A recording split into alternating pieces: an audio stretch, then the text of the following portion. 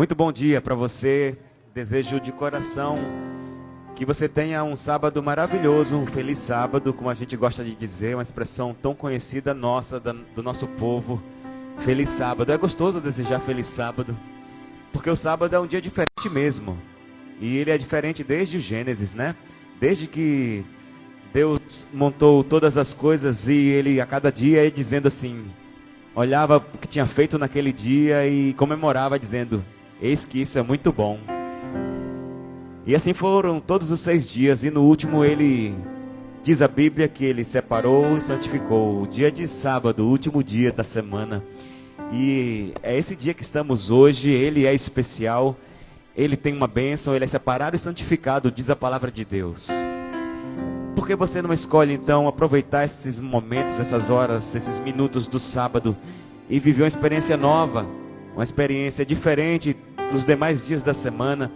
Experimenta passar mais tempo pensando em Deus, admirando as coisas que Ele fez. De repente, do lugar que você mora, dá para contemplar a natureza e pensar como é que Deus escolheu essas cores, né, nessas plantas e a diferença de um verde para o outro. Como é que Deus escolheu a cor do mar? Como Ele deu limite ao mar? Porque o mar não avança mais adiante e ele acaba ali. Como Deus colocou em cada lumiar no seu lugar, o sol, a lua, e Ele sincronizou de um jeito que tudo funciona da maneira perfeita para que a vida exista nesse planeta.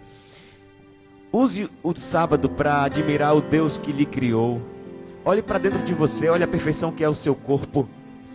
Olhe cada detalhe de sua mão, como ela é funcional. E tudo isso foi planejado, não foi acaso. Um arquiteto maravilhoso desenhou você, criou você e lhe encheu de amor desde o momento em que você abriu os olhos. Soprou em você e em mim o fôlego de vida. Então o sábado ele nos lembra disso, né? Que Deus é criador. Ele nos lembra que Deus é redentor, nos salvou. Ele nos lembra também que Deus ainda está no controle de todas as coisas. Nada acontece sem a permissão dele. Não cai uma folha sequer de uma árvore sem que Deus permita. Então Deus continua tendo a sua vida nas mãos dele. Continua cuidando de você. E Ele tem uma sugestão para você. E essa sugestão que Deus tem para você está logo ali na entrada da casa. Olha, aquela palavra descanse é um convite para você e para mim que Deus faz para a gente hoje. Descansar nele, lembrando que a gente não consegue aumentar um dia sequer a nossa vida. A gente não consegue, não depende de nós, sabe? Se a gente não deixar essas coisas nas mãos de Deus, o nosso trabalho, a nossa ansiedade, as nossas angústias, deixar depositadas aos pés de Jesus, a gente vai sofrer à toa. Em vão vigia a sentinela se Deus não guarda a cidade, né? E ele disse assim, você fica aí ansioso pelas coisas que há de comer, de vestir, mas note as coisas que eu criei, as aves do céu, que não plantam, não colhem, elas têm comida, porque eu dou para elas. Você pode reparar também os lírios lá no campo. Quem os criou fui eu, e eu dou beleza a eles, e eles não costuram, eles não tecem, mas eles se vestem com maior beleza que o rei Salomão, né? E você está aí ansioso, preocupado, e ele diz assim para a gente, todo o trabalho é meu, o seu trabalho é descansar, somente descansar em mim. Aquele convite que está ali na parede, ó, descanse. E Ele quer trocar com você o seu fardo e o seu jugo. Ele quer pegar o seu que é pesado, botar nas costas dele e carregar no seu lugar. E entregar para você o jugo suave e o fardo leve que vem dele. Ele disse que o fardo dele é leve e o jugo suave. E a gente é uma troca injusta, mas Ele é todo poderoso. Ele pode carregar o peso que você vem carregando e deixar você ficar com a parte fácil, descansar nele. Descanse, aproveite, hoje é sábado. Feliz sábado para você e seja bem-vindo ao Encontro Comunidade.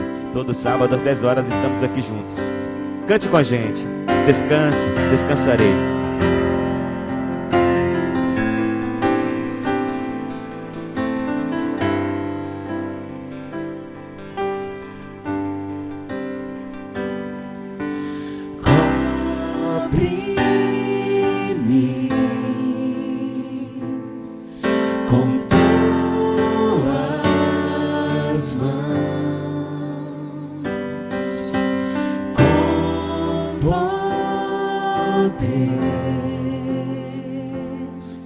Vem me esconder, Senhor.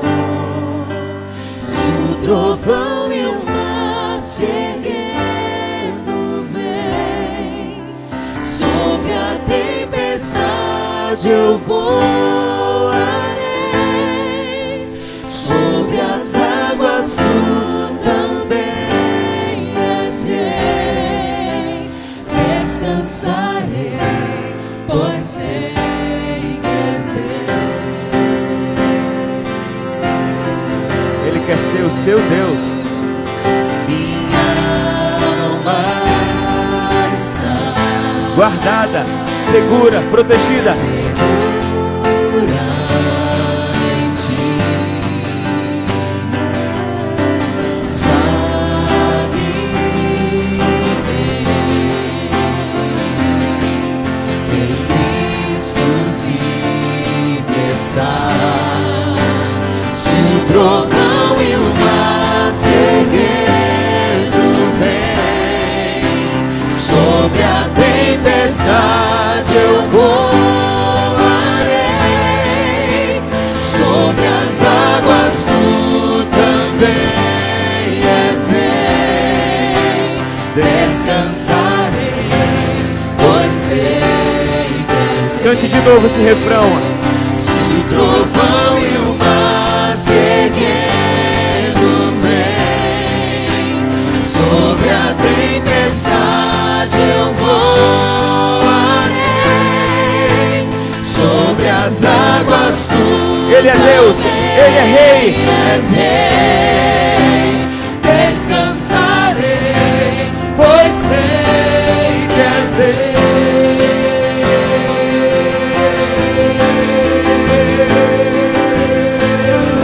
Banda.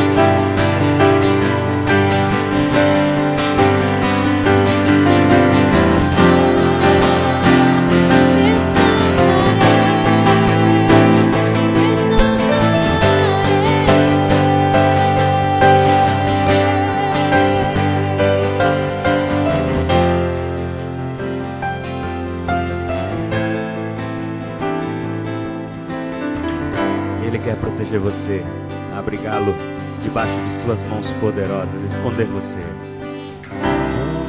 Abre-me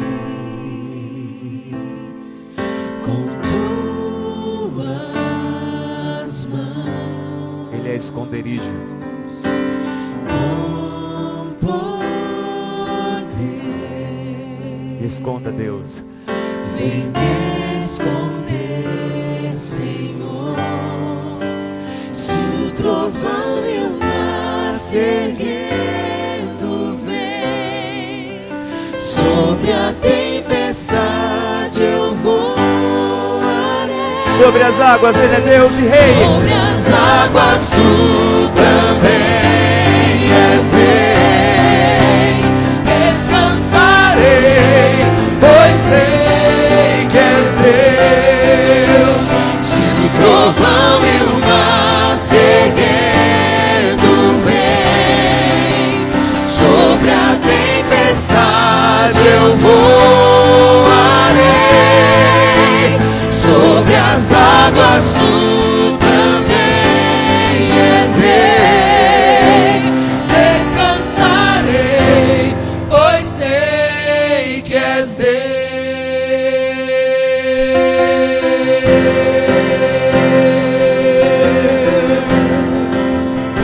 Aleluia. Amém. Amém. Amém. Aleluia. Glória a Deus.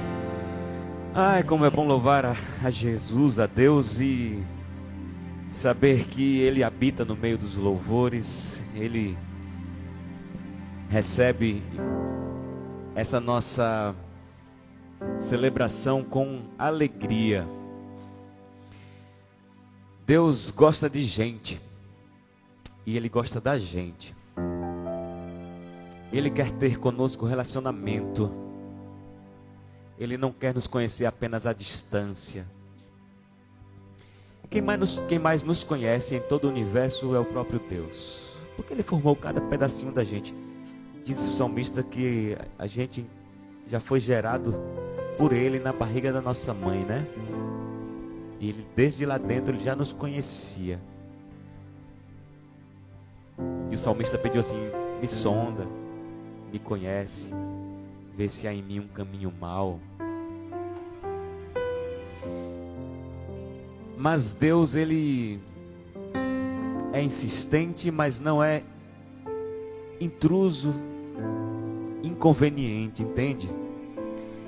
Ele quer que parta de nós também buscarmos a sua presença todo dia, separarmos algum tempo para estarmos com Ele, pensando nele, pensando na cruz. A escritora Ellen White, a escritora americana Ellen White disse assim, que a gente deveria separar todos os dias um pouquinho de tempo para pensar, sabe em quê? Na cruz do Salvador, na cruz de Jesus, em Cristo crucificado. E essa contemplação, ela pode mudar o nosso coração, mudar o seu e o meu coração, mudar os nossos pensamentos e intenções. A gente é moldado pela contemplação. Ele quer ter um lugar secreto para encontrar você. O meu sogro, ele, em toda casa que ele constrói, ele separa um cantinho. E nessa casa que ele mora atualmente, já desde muito tempo, existe um quarto pequeno, desse tamanho assim, ó, daqui até aqui, daqui até aqui, daqui até aqui. Um cubículo assim. E é todo preparado para orar. Tem um lugar para ele ajoelhar. Tem um quadro bonito que remete à caminhada do cristão até o céu. É a visão dessa escritora Ellen White, que está retratada nesse quadro. A Bíblia aberta num centrinho, e ele ora toda madrugada. Ali é o lugar secreto dele. Eu acredito que Deus visita aquele quartinho toda noite, toda madrugada. Porque a Bíblia diz assim: os que me buscam na madrugada me encontrarão. Eu acho que a madrugada ela é favorável pelo silêncio. Quando o mundo todo para, quando você não ouve nada lá fora, você consegue ouvir melhor a voz de Deus. Ele consegue dizer coisas para você que Ele não lhe diz na agonia, na sua agonia do dia a dia. Mas Ele, na madrugada, lhe encontra e você o encontra. Tem um lugar secreto? É uma sugestão para você. Um lugar secreto de oração, de encontro com o Pai. Cante essa canção, se inspire nisso.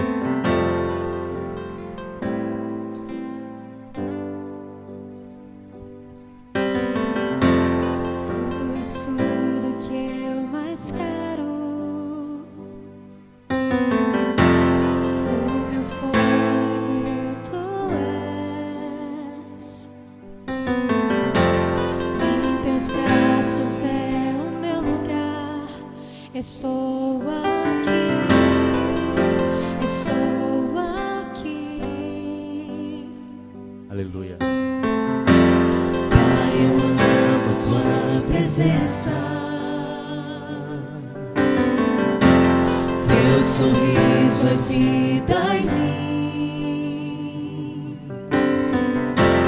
Eu seguro em tuas mãos. Confio em ti. Confio em ti.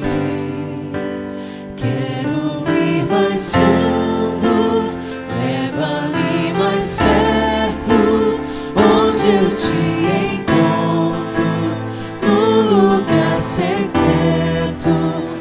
Aos teus pés me rendo, pois a tua glória quero ver.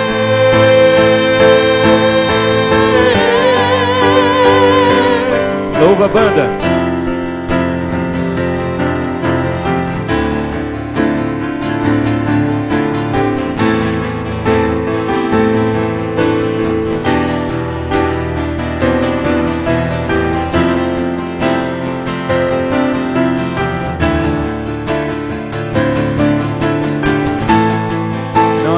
melhor do que estar na presença de Deus. Pai, eu amo tua presença. Teu sorriso é vida em mim. O sorriso de Deus ilumina a nossa vida. Eu seguro em tuas mãos, confio em ti, confio em ti. Quero ir mais fundo, leva-me mais perto, onde eu te encontro, num lugar secreto, aos teus pés me rendo, pois a tua glória quero ver. Quero ir mais fundo, leva-me mais perto, onde eu te encontro, num lugar secreto, aos teus pés me rendo, pois a tua glória quero ver. Diga pra Ele. Tudo que eu mais quero é te ver. Me envolva com tua glória e poder. Tua majestade é real, tua voz ecoa em meu ser. Tudo que eu mais quero é te ver. Me envolva com tua glória e poder. Tua majestade é real, tua voz ecoa em meu ser. Cante. Tudo que eu mais quero é te ver. Me envolva com tua glória e poder. Tua majestade é real, tua voz ecoa em meu ser. Tudo que eu mais quero. Tudo que eu mais quero é te ver. Me envolva com tua glória e poder. Tua majestade é real, tua voz ecoa em meu ser. Quero ir mais fundo, leva-me mais perto, onde eu te encontro, num lugar secreto, aos teus pés me rendo, pois a tua glória quero ver.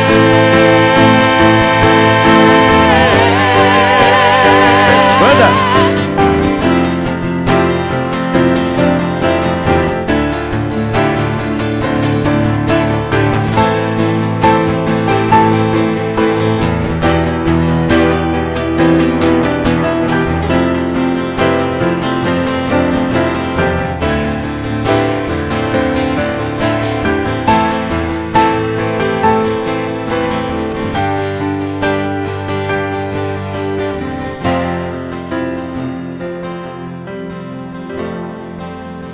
Quero ir mais fundo, leva-me mais perto, onde eu te encontro, no lugar secreto, aos teus pés me rendo, pois a tua glória quero ver.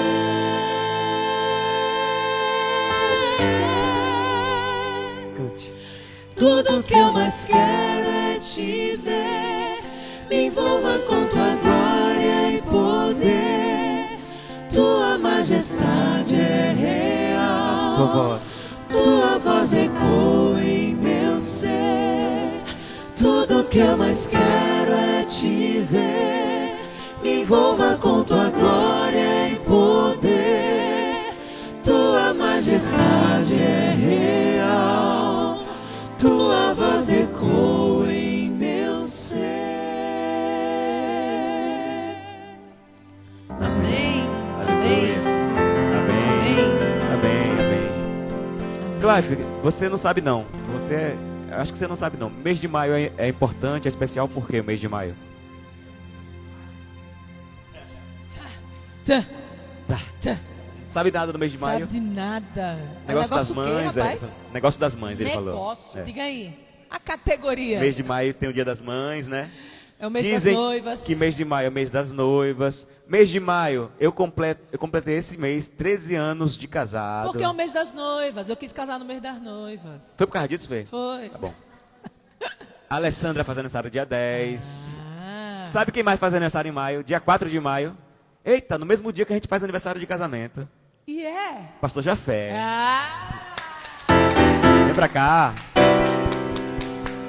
Põe ali seu microfone para dizer pra gente como foi seu aniversário esse ano. Na pandemia de novo, né? Pois é, rapaz, na pandemia de novo. De Segundo novo. aniversário de máscara. Você não pensou não que assim, um ano depois já seria normal? Pensei. Eu também. Ano passado, em março, eu pensei que mais ou menos em junho tudo lá já estaria de volta ao normal e etc. É. Que engano. Pois é. Eu não imaginei Estamos que... aqui ainda. É verdade, estamos aqui. Graças a Deus, foi muito bom. Teve bolo mesmo, viu, Cleif? Teve bolo, rapaz. Deus te abençoe, irmão. Teve uns 3, amém. Obrigado, irmão. Obrigado. A gente é uma comunidade feliz porque temos você como nosso pastor. Obrigado, obrigado. Desejamos Graças a Deus. Vida longa ao nosso Amém. pastor. Obrigado, obrigado. Valeu, gente.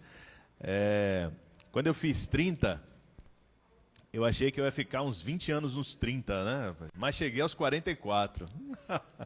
Graças a Deus, graças a Deus. Para mim é uma alegria completar esse novo ano aqui com vocês. E o maior presente é aquilo que está ao nosso entorno, né? A despeito de tudo que está acontecendo. Mas, enfim, família, a comunidade, os amigos, isso é fantástico. Muito obrigado e louvado seja Deus.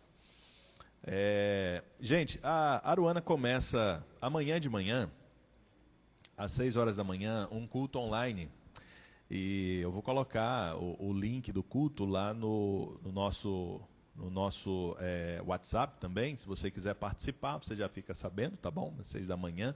Legal do culto cedinho, assim, num domingo, que você pode despertar, ficar na cama, acompanhar o culto, que será rápido, né? Um encontro de oração, na verdade é isso que vai acontecer.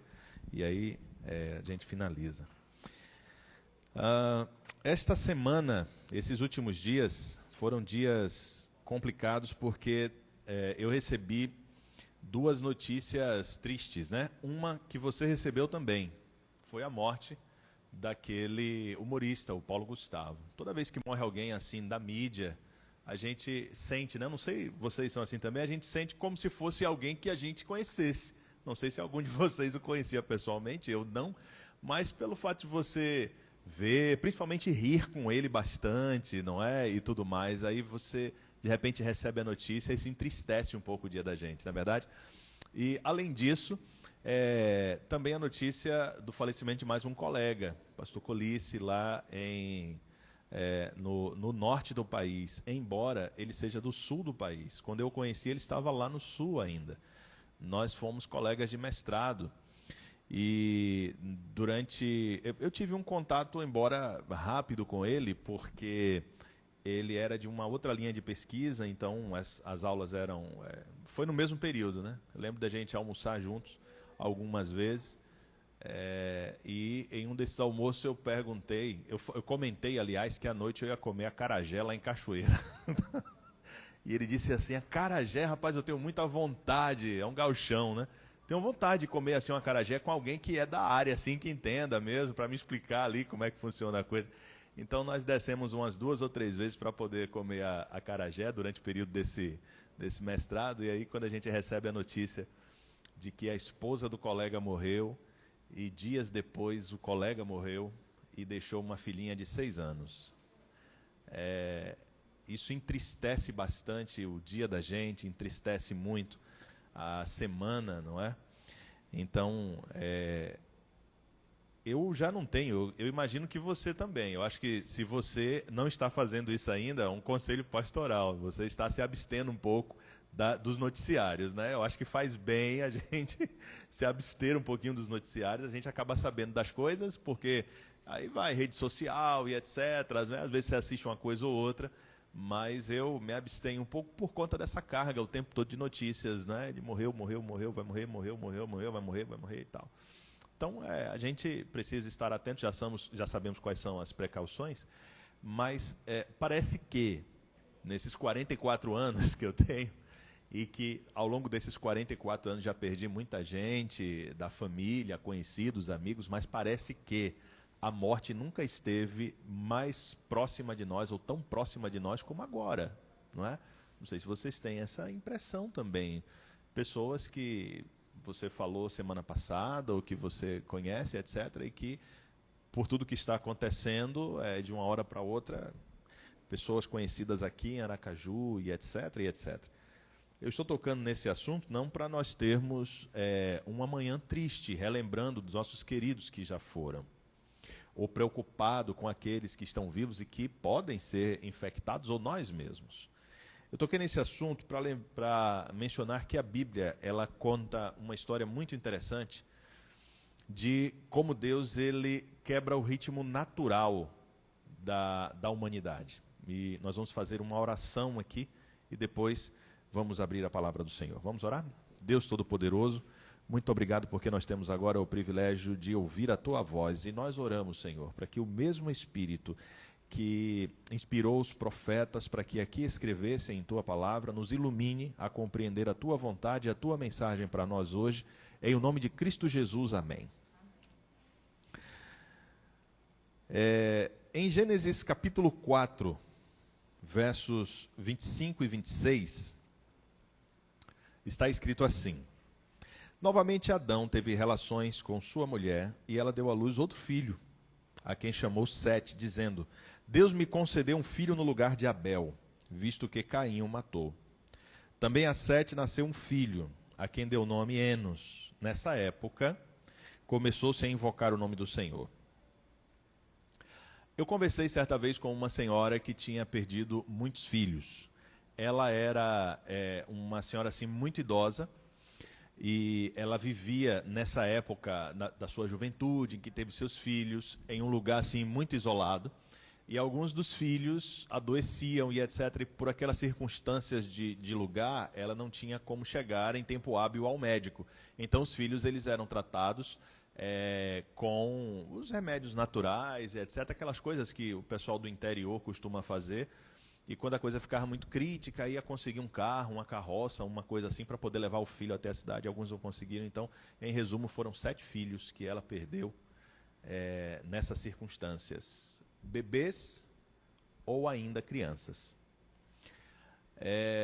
Eu só tenho um filho, mas eu não preciso ter mais de um para saber que eles são insubstituíveis. Não é assim? Porque quando aquela senhora me contou essa história, foi no aniversário dela de 80 anos, eu fui fazer o culto. Cheguei e a gente estava conversando a respeito da vida dela e etc. Quando ela falou sobre os filhos, quantos filhos ela teve, que eu perguntei, não é? E ela disse, falou quantos tinham morrido, dava para perceber ainda aos 80 anos a tristeza por ter perdido os seus 7 filhos. Eu acho que ela tinha ainda assim uns 14 vivos, uns 10, uma coisa assim, mais 7 morreram. Então, eles são insubstituíveis, não é verdade? São. Eu sei disso. Embora só tenha um, mas eu sei disso. Eu imagino, se nós que estamos cercados de notícias de morte o tempo todo, como é dramático e terrível a notícia de que alguém morreu, naquele contexto em que o primeiro casal estava vivendo, foi, sem dúvidas, a notícia mais dramática da vida deles. Talvez depois, né? Talvez a mais dramática tenha sido a saída do Éden, mas a segunda pior notícia da vida. Então, nasceram seus filhos, e um dos seus filhos, um mata o outro. Isso foi terrível. A Bíblia não entra em detalhes do que eles sentiram, mas não é nem preciso, né? Porque a gente imagina. Aqui, vários, né? Não sei se é a maioria, mas vários aqui são pais e imaginam a dor que Eva sentiu, que Adão sentiu também. E ele nasce um filho, e ela diz aqui que esse filho vem no lugar de Abel, mas eu imagino também que no lugar de Abel não é no sentido de substituir Abel, mas no sentido de um conforto que Deus deu para ela. Até porque ela coloca o nome do seu filho de Sete, que significa compensação. justamente pela linhagem de Sete vem a linhagem dos fiéis, ali de Gênesis, no capítulo 5. E está escrito que Sete teve um filho e que a partir desse momento começou-se a adorar, a invocar o nome de Deus. Não havia culto antes, adoração? Sim, havia. Mas ao que parece, a partir de Enos, começou algo talvez assim mais congregacional, mais corporativo, mais comunitário, quem sabe, não é? A Bíblia também não entra em detalhes, mas não é de se admitir que, por exemplo, Adão não cultuava a Deus antes, só depois que seu neto nasce é que esse culto começa? Não, né? Então começou um culto de alguma forma diferente. Eu imagino que essa forma tenha sido talvez algum encontro comunitário, é o que eu imagino. E aí então, dessa descendência, está escrito, em Gênesis 5, verso 1, o registro agora dos descendentes de Sete, de Adão, Sete, Enos e etc. Esse é o registro da descendência de Adão quando Deus criou o homem, a semelhança de Deus o fez. Gênesis capítulo 5, versos 1 a 3. Homem e mulher os criou. Quando foram criados, ele os abençoou e os chamou homem. Adão, palavra homem. Aos 130 anos, Adão gerou um filho à sua semelhança, conforme a sua imagem, e deu-lhe o nome de Sete. Nós lemos o capítulo 4 inicialmente, mas o capítulo 5 começa a genealogia. E daí então, pela genealogia de Sete, nós começamos a perceber que existe um refrão, aquilo que se repete nessa genealogia. Os nomes são diferentes, mas o refrão é: ele viveu, ele gerou e ele morreu. Todos eles viveram, geraram e morreram. No entanto, quando a gente olha o que a linha dessa genealogia, você percebe claramente que é uma genealogia diferente daquela genealogia de Caim. O sétimo, depois de Caim, que a Bíblia relata na genealogia, foi um homicida. O sétimo, pelo outro filho, pela genealogia de Sete, o sétimo da genealogia de Sete, ele foi Enoque, o homem que foi levado para viver com Deus. As genealogias, elas são um pouco monótonas realmente, mas quando se olha por um outro ponto de vista, a gente extrai umas coisas bem interessantes delas. E essa lista que segue nesse refrão, ela justamente é interrompida em Enoque. Mas antes de chegarmos em Enoque, lembrando que a genealogia do capítulo 5 é a genealogia dos justos, né? Dos justos ali, dos filhos que invocavam a Deus e etc. Eles também nasceram, geraram e morreram, porque os justos também morrem. Não é? Paulo diz, todos são pecadores. As circunstâncias em que eles morreram não foi descrita na Bíblia, mas eles morreram. Então, a morte, quando nos cerca, e quando ela chega bem próxima a nós, como nós estamos vivendo agora, não significa que, eu já disse isso várias vezes, vou repetir aqui, não significa que Deus esteja ausente. Porque qual é o refrão da genealogia dos justos? Nasceu, viveu, morreu. É a condição que nós temos. No entanto, no capítulo 5, nós temos a história de um que já não mais era, porque Deus o tomou para si, no versículo 24. Uma outra versão da Bíblia, uma versão que eu costumo usar aqui predominantemente, que eu li a nova versão a Almeida Revista Atualizada. A nova versão internacional, que é a que eu uso frequentemente, diz assim: já não foi encontrado pois Deus o havia arrebatado. A Nova Bíblia Viva diz assim: um dia desapareceu, porque Deus o levou. A vida de Enoque quebra a sequência do nasceu, viveu, morreu, e é um lembrete de Deus para nós, de que essa condição de morte, esse ar de morte que nos cerca, é nossa realidade. No entanto, Deus está atento, e a vida de Enoque é um lembrete de que Deus vai interferir nessa sequência trágica de nossa vida. Os justos morreram. É uma realidade. Mas Deus vai interferir também, como ele interferiu, é uma outra realidade. Quando eu comecei a minha vida religiosa, me disseram que o nosso exemplo é Jesus. Disseram isso a vocês também, né? Eu imagino que seu pai repetia muito isso para você. Olha, na igreja a gente vê muita coisa, o nosso exemplo é Jesus.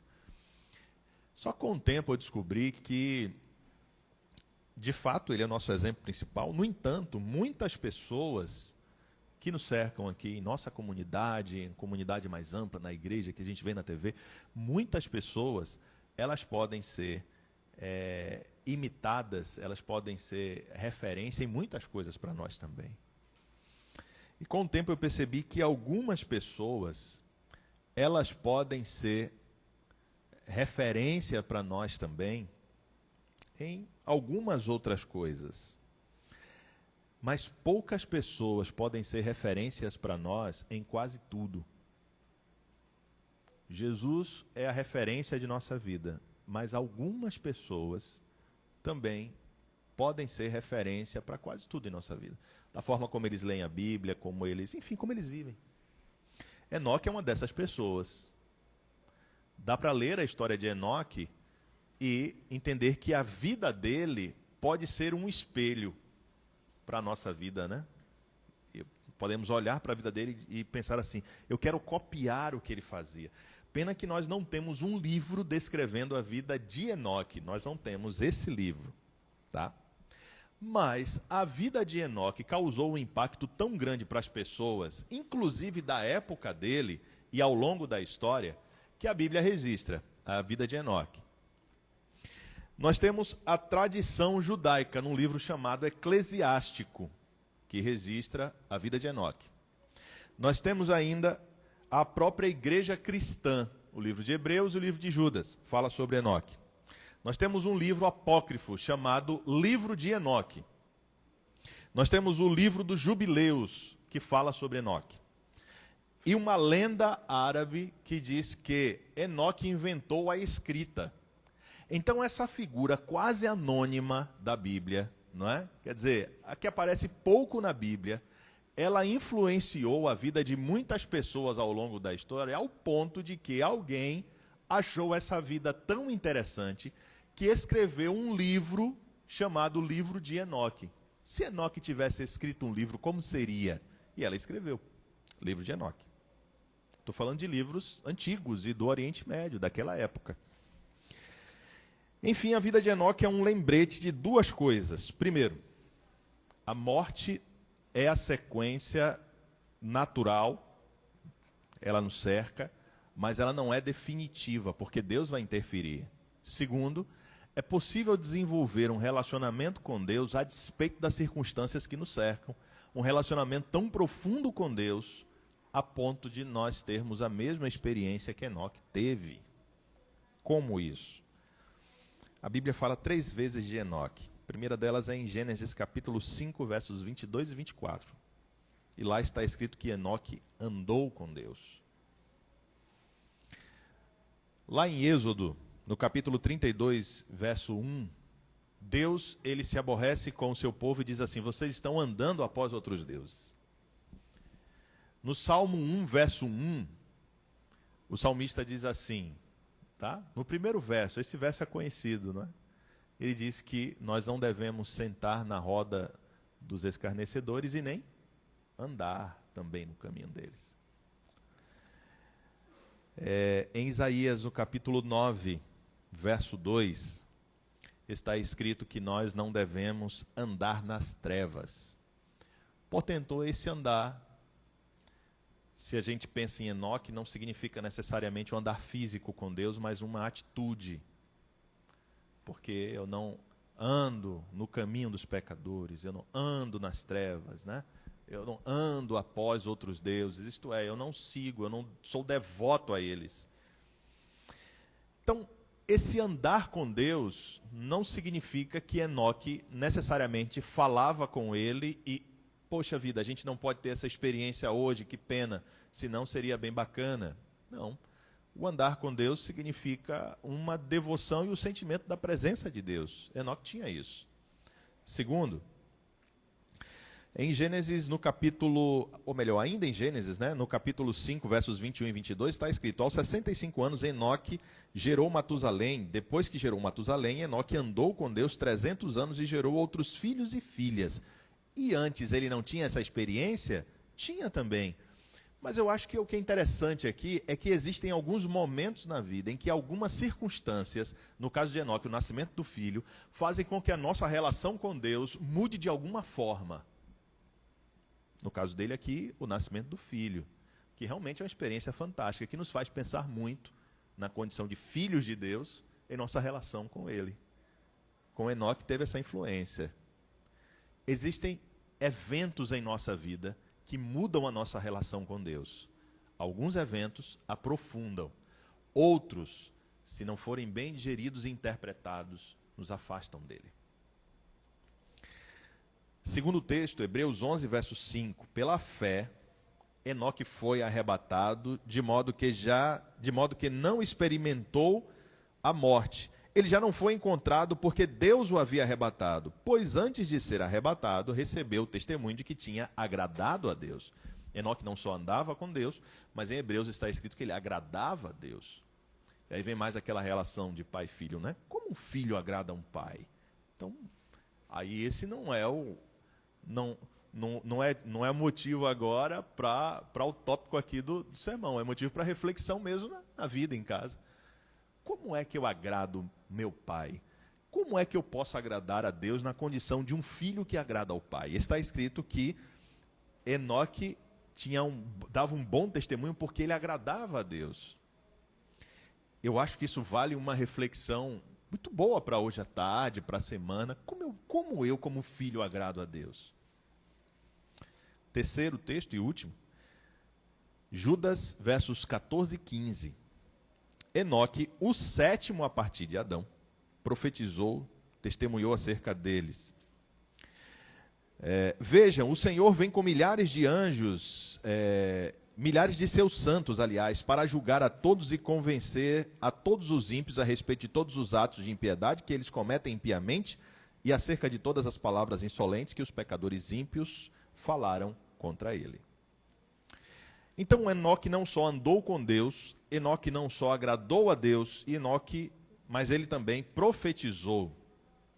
Aí então, nós podemos pensar, bom, tudo bem, eu entendi o que é andar com Deus, agradar a Deus, tenho que pensar na relação pai e filho, como o filho agrada o pai.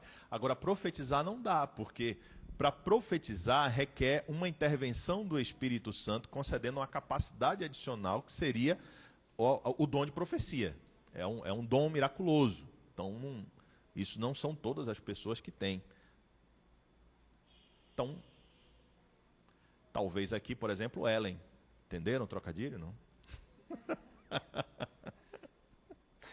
Então, não dá para profetizar. No entanto, isso aqui não significa, embora eu creio que Enoque de fato fez isso, ele de fato tinha esse dom, não é? Provavelmente. Mas isso não significa que o profetizar seja exclusivamente isso, porque veja como ele profetizava. Ele profetizava dizendo àquelas pessoas: vejam, o Senhor vem com milhares de anjos. Não parece um sermão isso? Pessoal, eu quero dizer uma coisa para vocês, o Senhor vem com milhares de anjos para julgar a todos e convencer a todos dos seus pecados, dos seus erros, etc, etc, etc. Enoque, ele então falava, ele dizia da realidade da vida.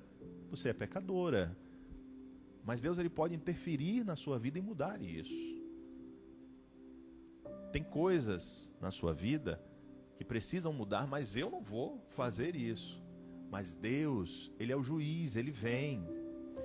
Eu creio que aqui é um resumo da mensagem de Enoque. Eu imagino que Enoque não dizia essas palavras todos os dias a todas as pessoas. Mas enfim, em resumo, o que Enoque dizia? Que a nossa realidade precisa de uma intervenção divina, porque ele é o juiz e ele vai julgar nossas ações. Então Enoque pregava. Então, Enoque andava com Deus, Enoque agradava a Deus e Enoque falava para as pessoas da realidade que elas estavam vivendo e do que Deus faria neste mundo e do que Ele pretende fazer. Dá para encaixar isso aqui em nossa vida hoje? Dá.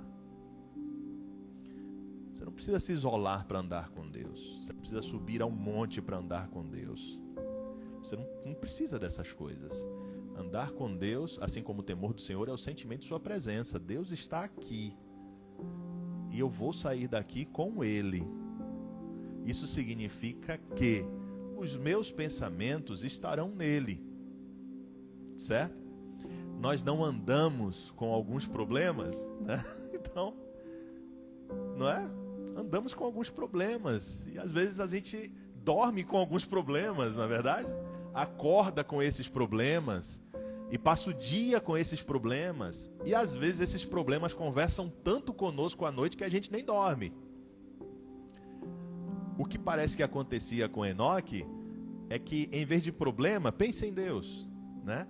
Dormir com Deus, acordar com Ele, passar o dia com Ele, conversar com Ele. Esse era o andar de Deus, de Enoque com Deus. E o agradar a Deus e o falar para as pessoas. É possível viver essa realidade. Porque, acontecendo isso, nós vamos viver no lugar. Enoque, depois ele foi levado para o céu, diz a Bíblia.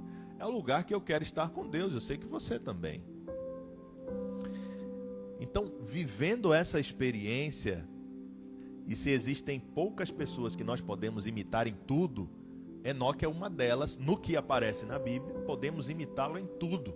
Andar com Deus, falar para as pessoas e agradar a Deus. E aí nós temos a certeza de que assim também nós estaremos no lugar onde Ele está. Isso é fantástico, não é verdade?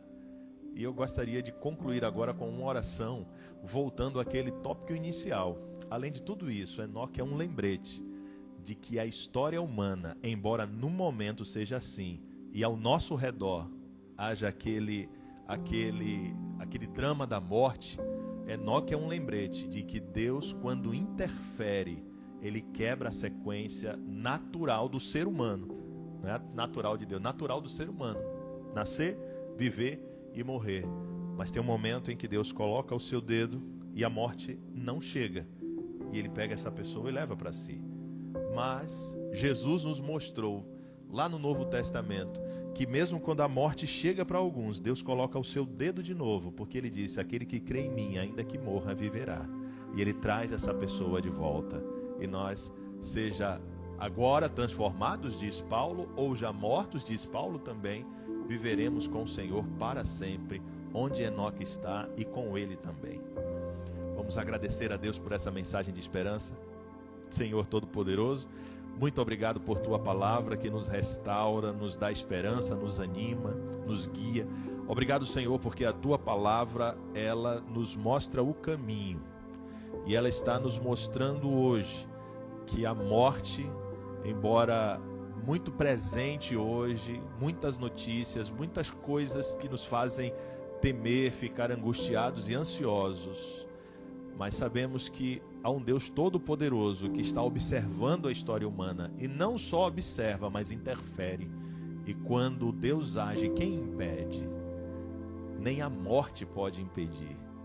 Então, Pai, obrigado pela história de Enoque, que nos ensina isso, e nos ensina que mesmo nas condições que nós vivemos hoje, no mundo de hoje, cercado do mal e pecador, como nós somos, é possível desenvolver um relacionamento contigo a tal ponto que um dia nós estaremos definitivamente em tua casa.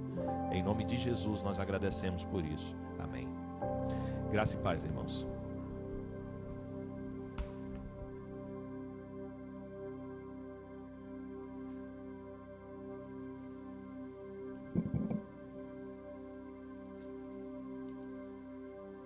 Louvado seja Deus pelo estudo da sua palavra. Enoque está no céu, né, pastor? Quem mais? Moisés? Elias? Tem mais gente lá? Outras pessoas, né? Os que ressuscitaram com Cristo, né? Quando ele subiu ao céu, alguns subiram junto também. Incrível isso, né? Que privilégio. Mas um dia nós teremos também essa bênção de estar lá no céu. Que sonho. Amém. A gente vai participar do momento da oferta, tá? E você pode, a qualquer momento dessa canção, levantar e ir até o baúzinho, depositar o seu dízimo, a sua oferta. Você que está acompanhando a transmissão, quer ofertar, quer devolver o dízimo, chama a gente aí no privado. A gente tem como lhe ajudar nesse sentido. Cante com a gente. Meu respirar.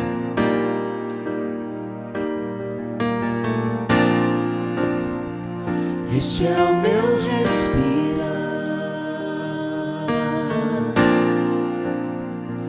Este é o meu respirar. Teu Santo Espírito vive em mim.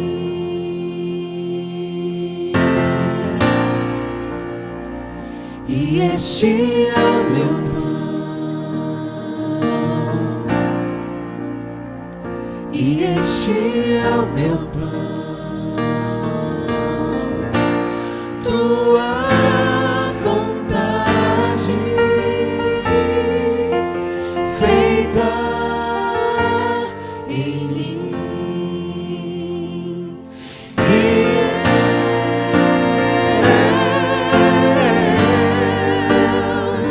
Eu nada sou sem ti.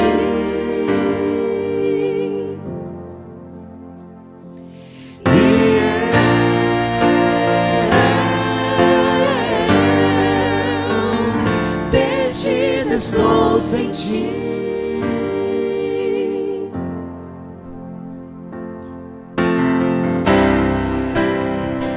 Este é o meu respirar. Este é o meu respirar. Teu Santo Espírito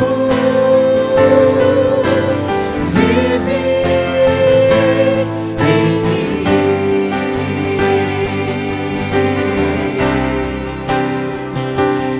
Este é o meu pão. E este é o meu pão. Tua vontade feita em mim.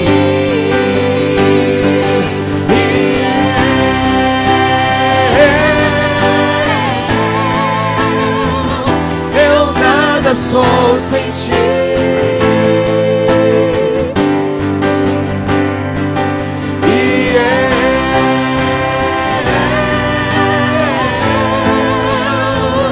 Perdido estou sem ti.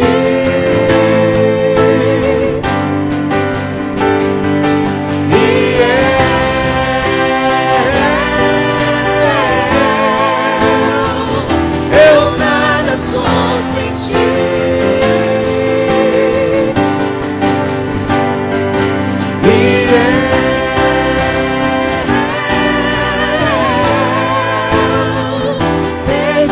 Estou sem ti. Perdido estou sem ti. Perdido estou sem ti.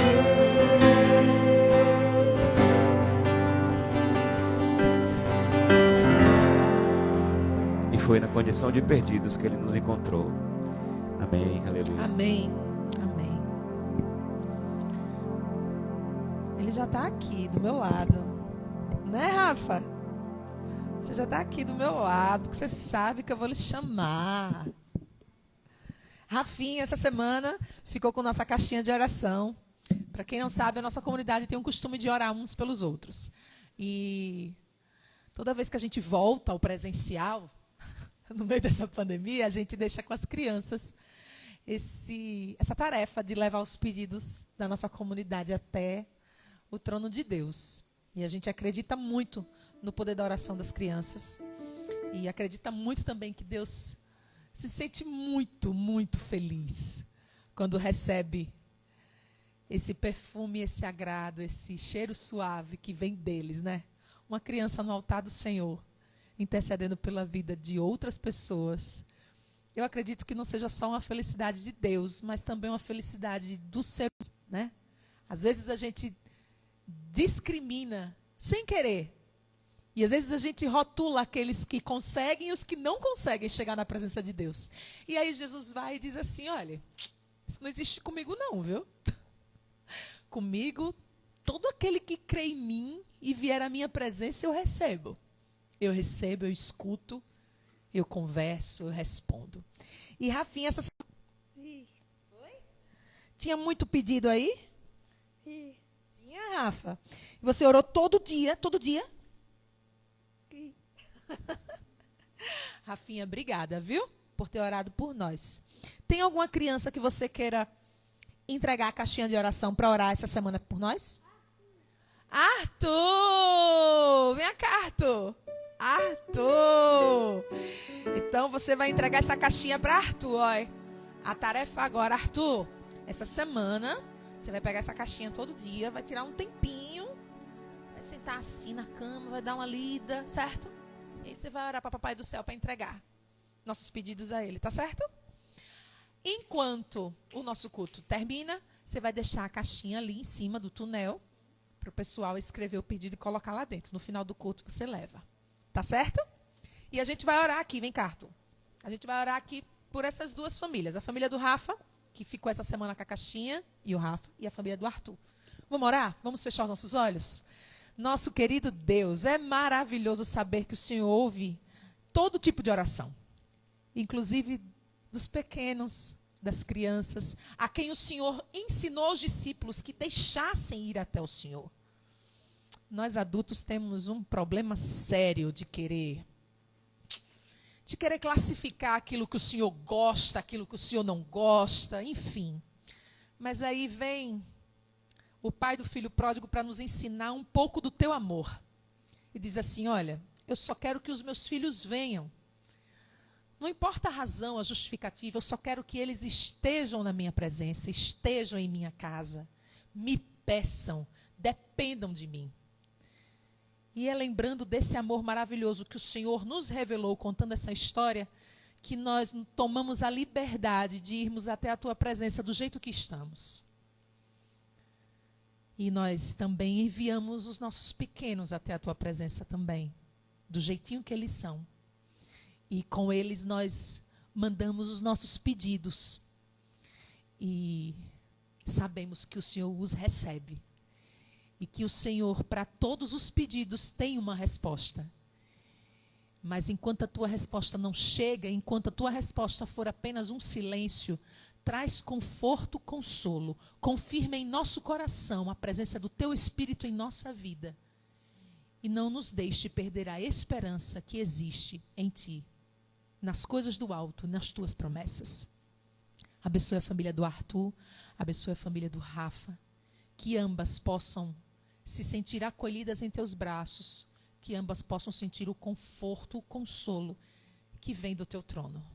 Nós te oramos e te agradecemos em nome de Jesus. Amém. Amém. Obrigada, meninos. Deus abençoe vocês. E agora a gente vai com o tio Fuca fazer uma recapitulação da lição. Você estuda a lição em casa e no sábado a gente vem aqui e dá uma recapitulada nessa lição maravilhosa que nós estamos estudando esse trimestre.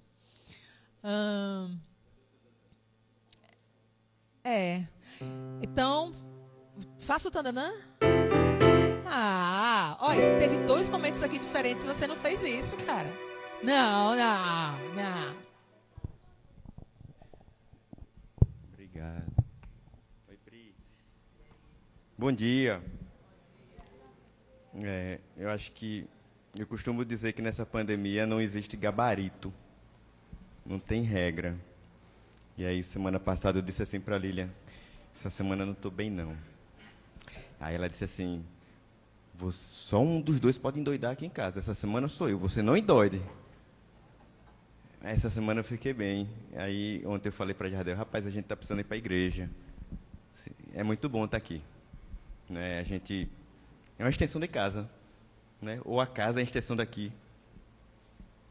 Essa lição dessa semana, ela é muito rica. Ela fala da desobediência de Abraão, da descendência de Abraão. Você tem o verso? Não? Foi mal, não. Deixa eu ler o verso aqui. E assim, eu realmente queria ter tido mais tempo para explorar ela, porque realmente ela traz uns ensinamentos bem legais. O verso é o seguinte, eu achei ele bem rico. Vocês, porém, são geração eleita, sacerdote real, agora preste atenção, nação santa, povo de propriedade exclusiva de Deus, a fim de proclamar as virtudes daquele que os chamou das trevas para a sua maravilhosa luz. Isso aqui é muito lindo. Vejam só, eu pensei como é que eu ia... O objetivo desse estudo aqui é a gente entender as promessas de Deus e as condições. Aí, cara, quando eu vi as condições, eu assisti, mas Deus não tem condição. Isso foi o aprendizado que eu tive. E tem. As promessas de Deus são condições, elas são condicionadas a que eu faça a minha parte. No caso aqui, o povo de Israel.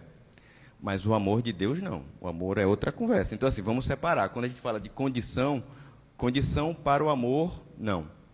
Para as promessas, sim. Esse foi o primeiro aprendizado que eu entendi. E aí, deixa eu fazer um preâmbulo geral aqui, aí eu venho para questões menores, mais específicas. O povo de Israel foi escolhido...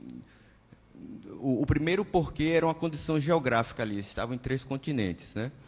Só que esse povo, eles não souberam utilizar a bênção divina em prol de serem exemplo.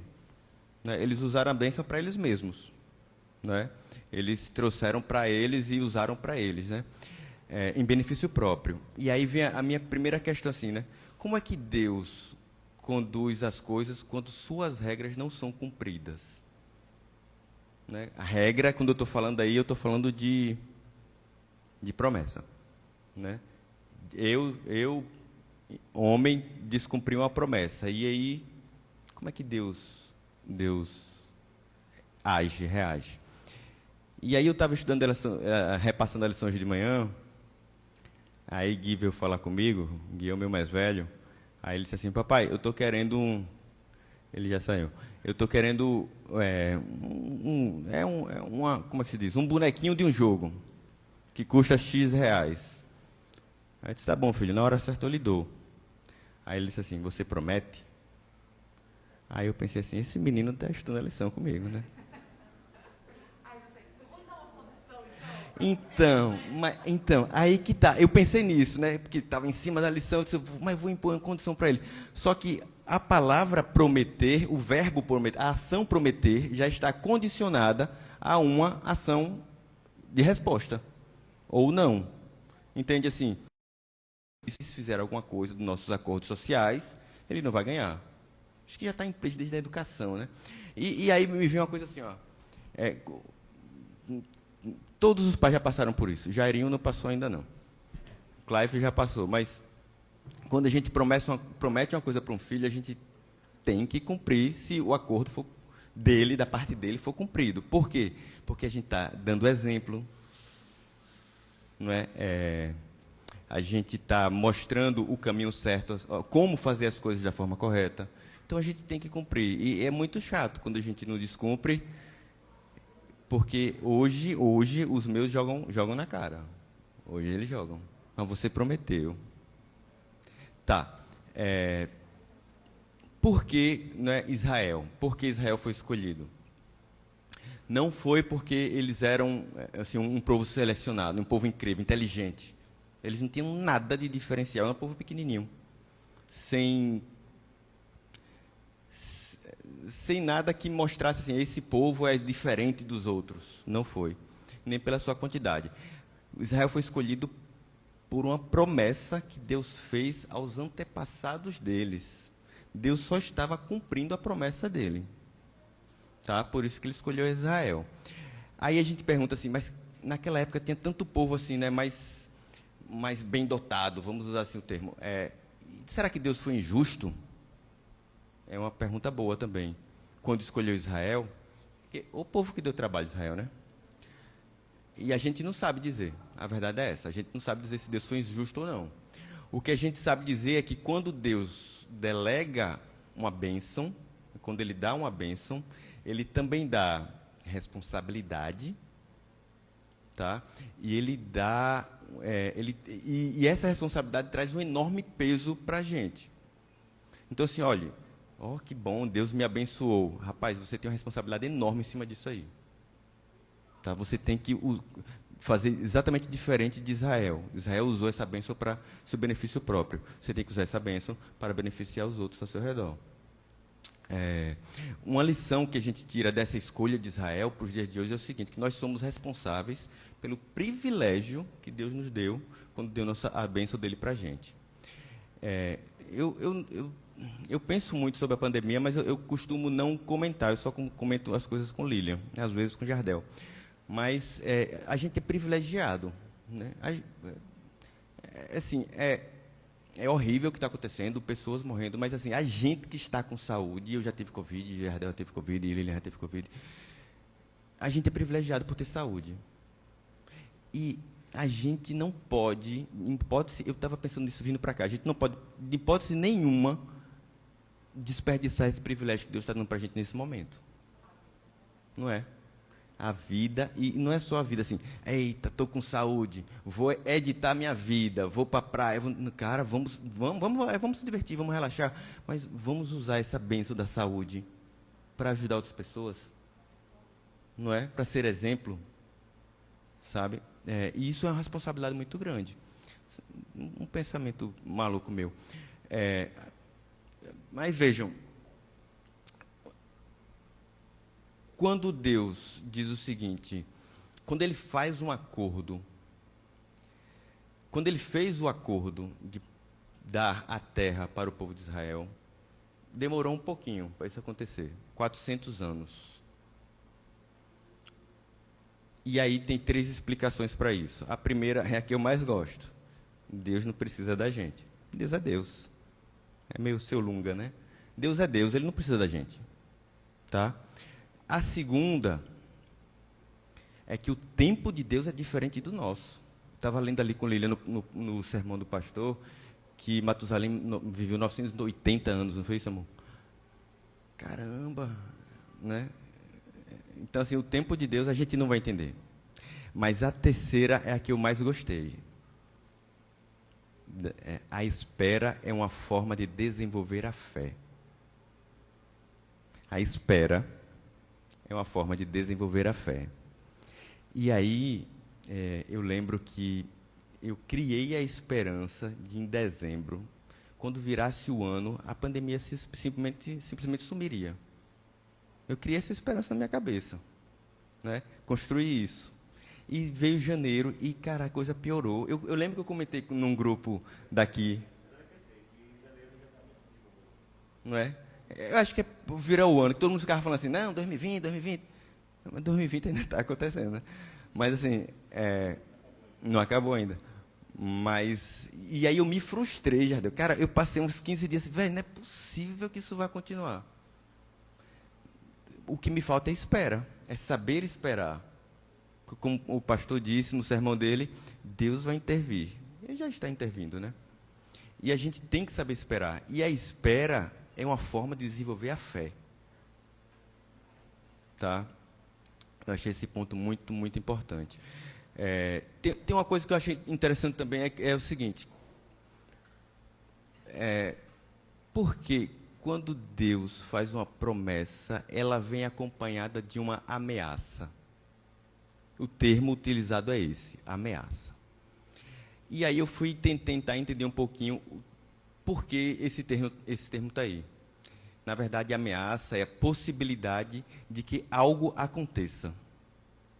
Ele não tá, que a gente usa a ameaça assim, hoje eu vou lhe pegar. Né? De coação. É isso. Mas o termo o termo ameaça que Deus usa não é para isso, não é coação. É assim, olha, eu estou lhe ameaçando, se você não cumprir, pode acontecer isso, isso e isso. É um aviso, pronto, é isso. No caso de Deus é uma condicionante. É um condicionante. Né? Existe uma condição para que aquilo se cumpra. É. E não, na verdade, no sentido pejorativo que a gente utiliza a palavra ameaça. Né? Significado. O senso comum já destruiu esse termo, né? A gente utiliza ela realmente como forma de opressão, né? De coação, de opressão, realmente de punição.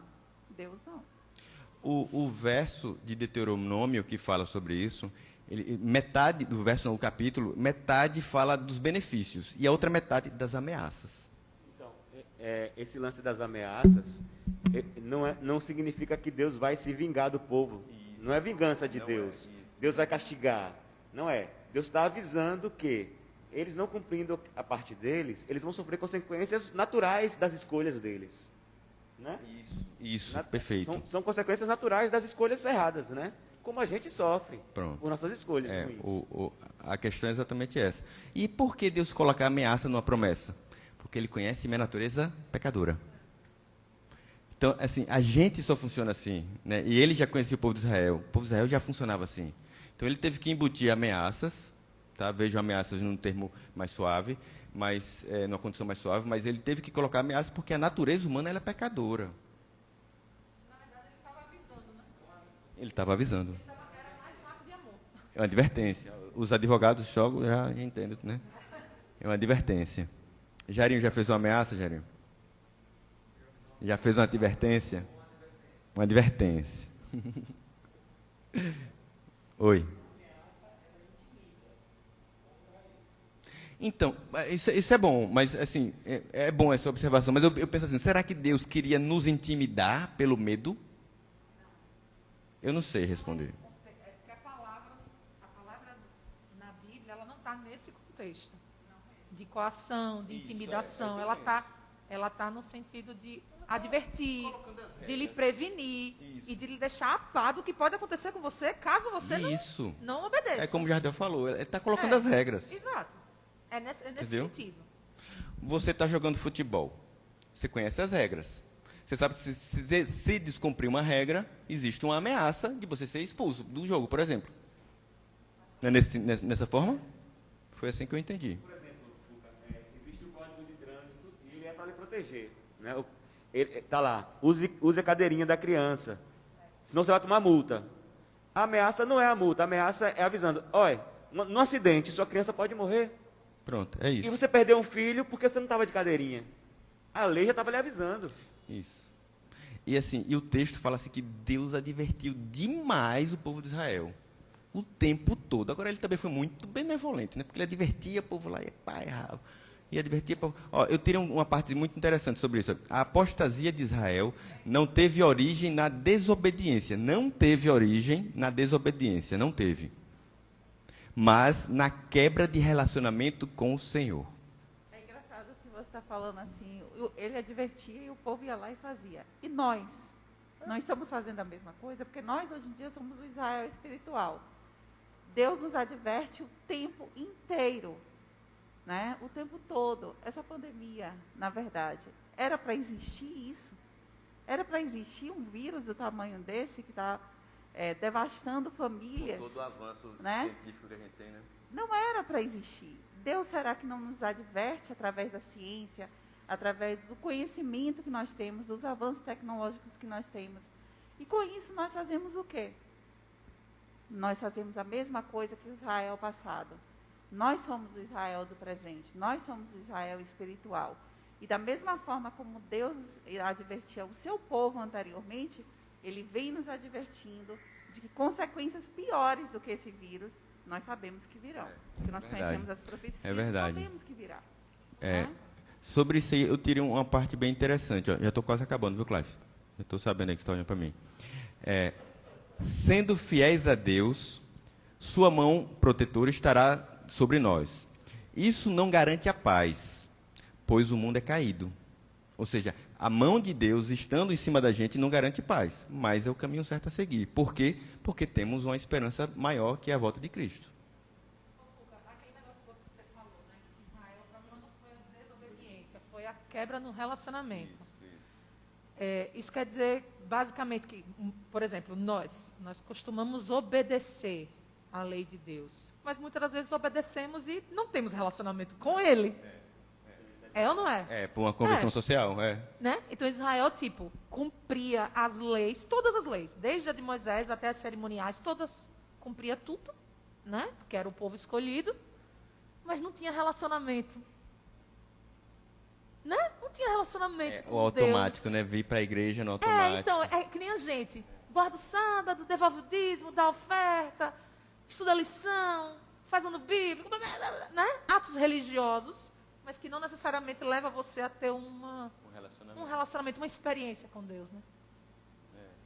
Eu acho que eles são um caminho forte para você manter seu relacionamento. Mas isso não garante que o relacionamento exista. Não é algo ainda mais, sem dúvida nenhuma, bem observado. Só uma última, mais 2 pontos aqui para fechar. Eu acho que na quinta-feira que ele fala Israel espiritual, né? Quais as consequências, né? Primeira coisa, são 3 itens. A fé é requisito para fazer parte do povo de Deus. Sem fé, você não faz parte do povo de Deus.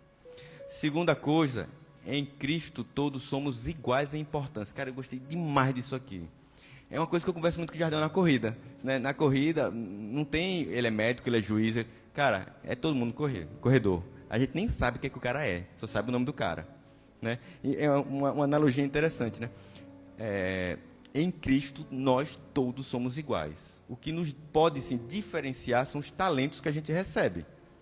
Talento para cantar, talento para pregar, talento para servir, talento para, enfim, fazer as coisas da obra de Deus. Mas todos somos iguais. E, por isso, somos herdeiros de Abraão. Todos aqui. Então, a promessa que Cristo fez, que Deus fez lá para Abraão ainda está aqui. Tá? Eram esses itens. Eu separei só a última frase, que a história de Israel sirva de exemplo para nos mantermos conectados com Deus. Né? Eles tiveram muitos altos e baixos, foi o povo abençoado, e muitas vezes não aproveitaram esse momento, o momento da bênção de Deus. Tá? Fale.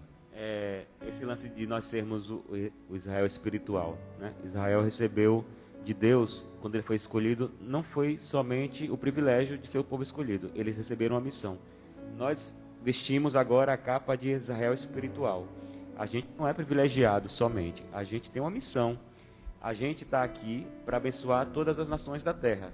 Nós hoje precisamos abençoar todas as tribos. As tribos, para a gente hoje, é aquela pessoa que pensa diferente de mim. Eu vi nas redes sociais crentes debatendo o estado de saúde do Paulo Gustavo, porque ele é gay e ele está colhendo. Vi brigas nesse nível entre os crentes, que se dizem crentes, que se dizem Israel espiritual. Meu Deus, Deus não nos colocou como Israel para sermos juízes da terra. Muito pelo contrário, para abençoarmos as outras tribos, as outras nações. Todos os outros são dignos do sangue de Jesus Cristo. Todos os outros são.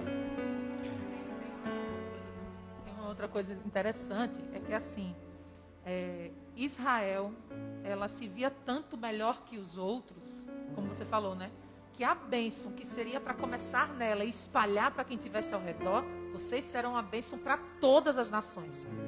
Ela tomou tanto para si, ela se embebedou tanto do que ela tinha, que ela passou, inclusive, a julgar as outras nações. E esse é um erro muito forte que nós, como Israel espiritual, também caímos. Né? A gente se embebeda tanto do que a gente tem, que a gente passa a julgar quem está ao nosso redor, sendo que, hora nenhuma, Deus pediu para a gente fazer isso. Ele é o juiz, e esse juiz tem um amor estúpido e grande, incomparável. Né? Então, tem um outro lance também, como Israel espiritual, a gente bate muito no peito nesse verso para dizer, nós somos raça eleita, sacerdócio real, como nação santa, como se isso nos colocasse numa posição melhor do que os outros. E aí foi interessante que você falou, para Deus somos todos iguais e importantes. Não existe um povo mais importante do que o outro. Isso não existe. Isso foi o inimigo que criou na nossa mente. Porque quando a gente se considera mais importante do que o outro, a gente está dizendo o quê? primeiro, que cabe a nós decidir. E segundo, que Deus escolhe uns em detrimento de outros. Não. Deus morreu por todos. É o que você falou. O amor de Deus é para todos. Para todos. Do mais miserável ao mais rico. Exatamente. Então, assim, nós como cristãos, se nós fomos tirados das trevas e viemos para a luz, se temos conhecimento do amor de Deus, então o que nós estamos fazendo com essa luz? De que forma estamos nos comportando? Isso. Né? Isso que Jardel falou foi muito constrangedor, foi muito triste, sabe? Olhar e ver. E não é uma coisa irreal, não é uma coisa que está longe da gente. Pessoas que estão próximas da gente pensam assim. E qual é o meu papel diante disso? Entrar em embate com ela? Não. Ser remanescente. Exatamente. Mas ser aquele que traga um renovo, que traga algo novo. Que quando alguém chegar para mim e disser, eu achei bem feito o que aconteceu, e a pessoa esperar de mim uma frase concordando, eu pelo menos me cale. Ou se ela perguntar, você não concorda? Eu dizer, não. Sabe por quê? Porque eu acho que Deus ama. E ali eu explicar para ela e dizer a ela que o amor de Deus é para todos. Perfeito. Sabe? Perfeito. Só não diga que eu acho, diga eu tenho certeza. Ela quer falar. Aí a gente se reporta, né, como a Pri mesmo falou, a questão do verso áureo. De 1 Pedro, né, capítulo 2, verso 9. Vocês, porém, são geração eleita, sacerdócio real, nação santa, povo exclusivo de Deus, para anunciar as grandezas daquele que nos chamou das trevas para a sua maravilhosa luz. Ou seja, nós não estamos aqui para sermos exclusivistas. Deus não é exclusivista, Deus é inclusivo. Né? Isso que foi falado aqui, que foi dito, ainda bem que eu nem vi nenhuma das minhas redes sociais, porque eu, infelizmente, eu contra-ataco mesmo esse tipo de coisa, de pensamento. Não é a minha linha, e não é a linha de Deus, porque Deus abomina o pecado, mas Ele ama o pecador. Né? E nós estamos aqui com essa responsabilidade. Não é porque nós somos geração santa, nação eleita, que nós devemos nos achar privilegiados no sentido de que somos superiores. Nós temos, dentro desse texto, tem uma responsabilidade. Deus nos chama a uma responsabilidade. E qual é a responsabilidade? O próprio verso diz, anunciar as grandezas de Deus para esse povo. Para aqueles que, na verdade, não conhecem, ou por ignorância, porque não tiveram a oportunidade de conhecer a Deus. Certo? Então essa é a nossa responsabilidade, de mostrar as maravilhas de Deus, de, na verdade, revelar a essas pessoas as promessas que Deus tem para cada uma delas, que assim como aconteceu e se cumpriu na minha vida, vai se cumprir também na vida delas. Né? Somos os remanescentes, né? No meio da confusão, devemos agir assim. A lição da próxima semana, ela fala da aliança do Sinai. Estou ansioso para ler ela. Então vamos orar. Querido Deus, te agradecemos por mais um despertar, te agradecemos pelo sábado, te agradecemos porque é um dia que estamos em família, em oração e em descanso.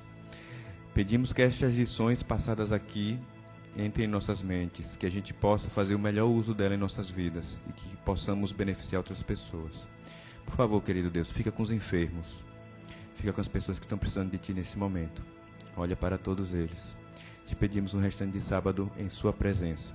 Isso sempre pedindo em nome de Jesus. Amém. E a gente encerra, a Jardel está dizendo que eu posso despedir, meu sonho fazer isso.